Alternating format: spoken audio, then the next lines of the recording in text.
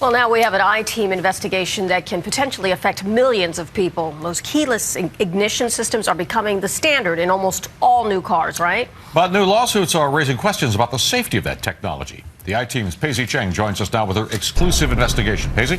Chuck and Zabila, it is the ultimate convenience. You can unlock your car and start it without ever taking your key out. But some say this technology could also be a deadly flaw.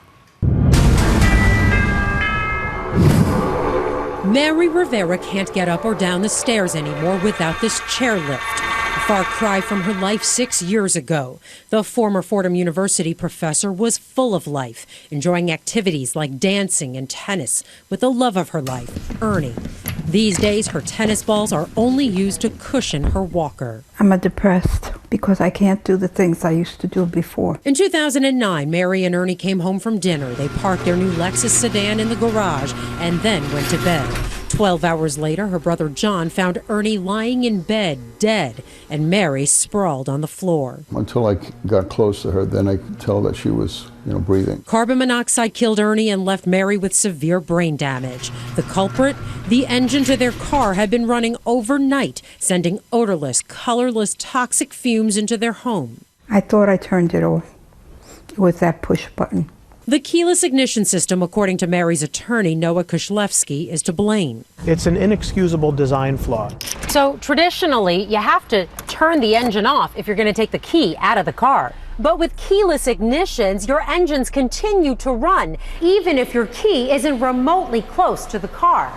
Another problem, the trend of quiet engines. Sean Kane is a car safety advocate. They have made it very easy for you to inadvertently leave the car running and not know it. Kushlefsky sued Toyota, the maker of Lexus, on Mary's behalf. They settled that case last year, but he also started a class action lawsuit against Toyota. Toyota declined to comment, but in the past the company has denied the allegations. Just recently, another attorney, Martis Alex, filed a class action against 10 automakers of keyless ignition vehicles, accusing them of falsely advertising and deceptive practices.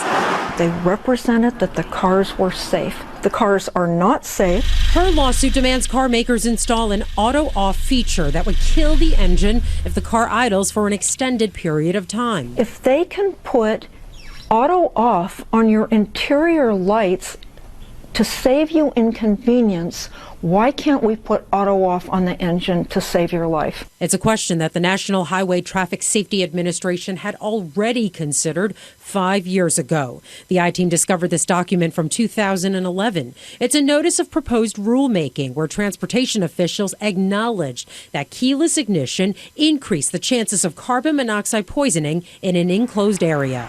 But still, years later, those proposals aren't even close to becoming the law. What's taking so long?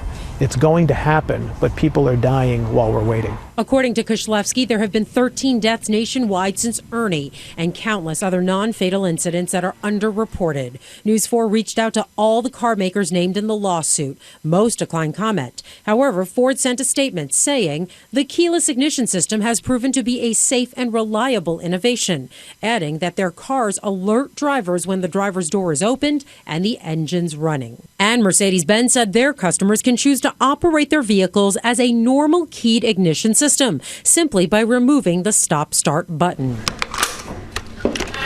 As for Mary, it's been a slow process learning to walk again and adjusting to this new life. Do you ever think about what would have happened if your brother didn't find you?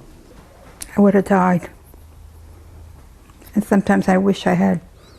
The NHTSA says they are gathering data that could lead to new rules, but they offer no timetable. Until then, there's a simple safety precaution you can take. Make sure you have working carbon monoxide detectors in the house. Back to you, Chuck and Zabila.